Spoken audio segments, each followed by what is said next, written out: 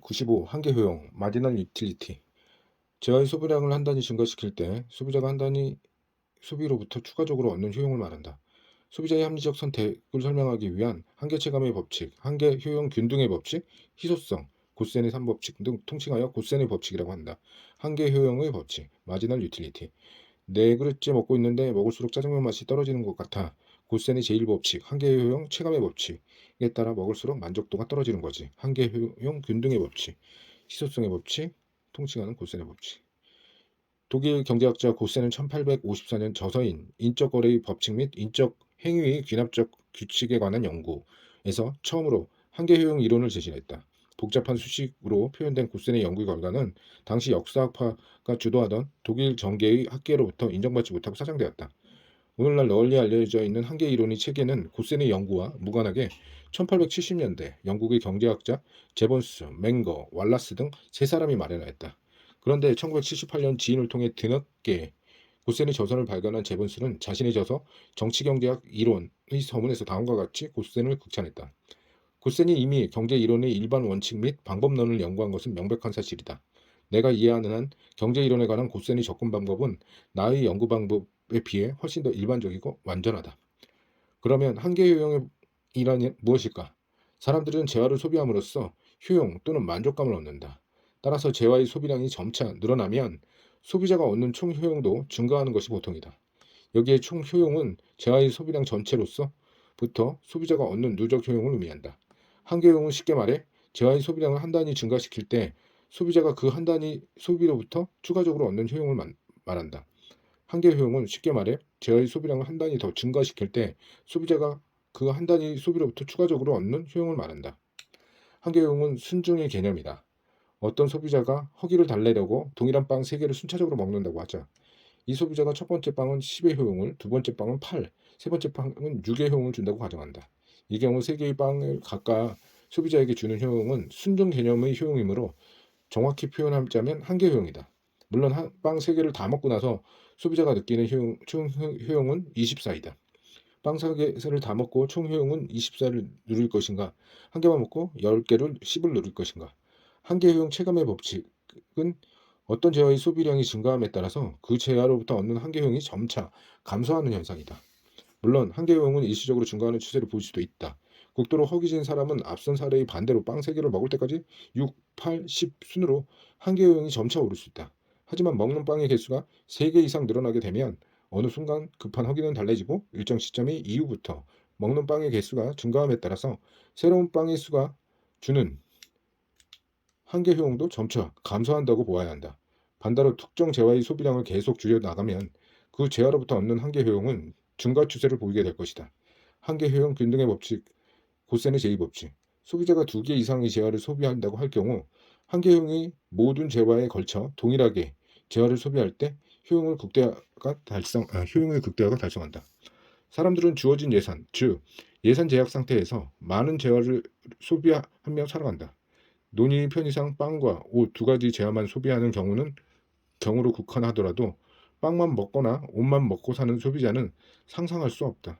빵과 옷 모두를 소비하는 것이 자연스럽다. 어떤 소비자가 예산 500원으로 특정 시점에 10원인 빵 20개와 50원인 옷 6벌을 소비했다고 가정해보자. 이러한 소비 형태는 쓸 수 있는 예산 500원을 충족한다.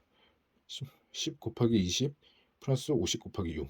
그런데 이 소비자가 20번째 빵 한 개는 20이라는 한계의 효용을 6번째 옷 한 벌은 50이라는 한계를 주었다고 하자. 물론 20번째 이전의 빵 한 개와 6번째 이전의 빵 한 개의 효용은 각각 20보다 큰 수일 것이다. 한계 효용의 체감의 법칙에 따라서 감소 추세를 보이는 것이다. 이 경우 소비자는 어떻게 소비 패턴을 조정하는 것이 조금이나마 소비로부터 얻는 효용을 높이는 방법일까? 논의의 전개를 통해 이 소비 현재 상황을 약간 달리 표현해 보고자 한다. 빵 한 개의 구입비가 10원이며 20번째 빵을 1만큼 소비한다고 한다면 한계 효용은 얼마인가? 2이다. 이번에는 옷 한 벌을 구입비를 50원으로 6번째 옷을 1원만큼 소비했다고 하면 한계 효용은 얼마인가?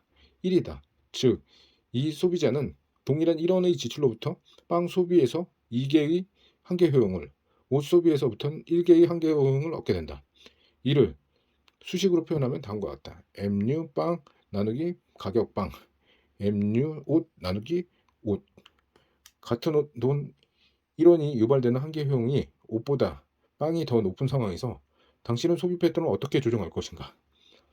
합리적인 소비 패턴은 소비 단위당 추가적 효용이 큰 빵을 소비를 늘리고 소비 단위당 추가적 효용이 작은 옷을 줄이는 것이다. 그래야만 총 효용을 누릴 수 있게 된다. 빵을 많이 사고 옷을 적게 사야 총 효용이 최대화된다.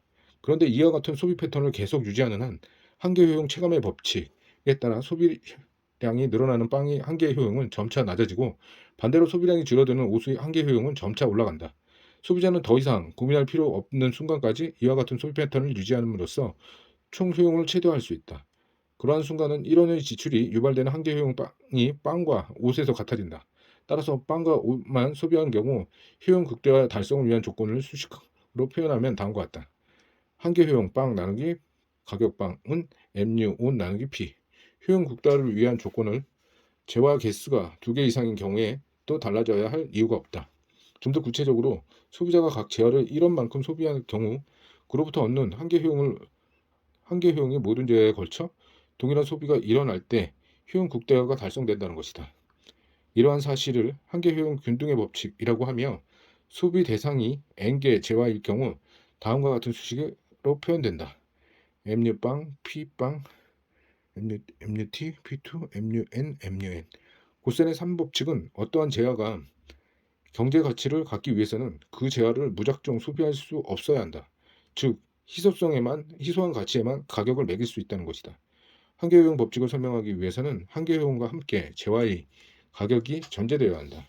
가격을 한마디로 희소화한다는 것이 경제적 가치다. 그렇다면 희소성이 경제적 가치로 전환될 수 있는 논리는 무엇일까? 다이아몬드는 나같이 귀부인한테 어울려. 결혼기념일 선물로 다이아몬드를 딱이지. 다이아몬드로 능력 있는 여자라는 것을 과시하고 싶어. 희소성은 인간의 모든 욕망을 충족하기에 그 어떤 것을 충분히 할 수 없음을 의미한다. 따라서 무언가 희소한 것을 쟁취하려면 필연적으로 경쟁할 수밖에 없다. 인간의 욕망은 끝이 없고 원하는 것이 한정되어 있기 때문에 그런데 경제적 가치가 전혀 없는 것을 위해 경쟁하는 경우는 없으므로 희소한 것은 반드시 경제적 가치를 가진다.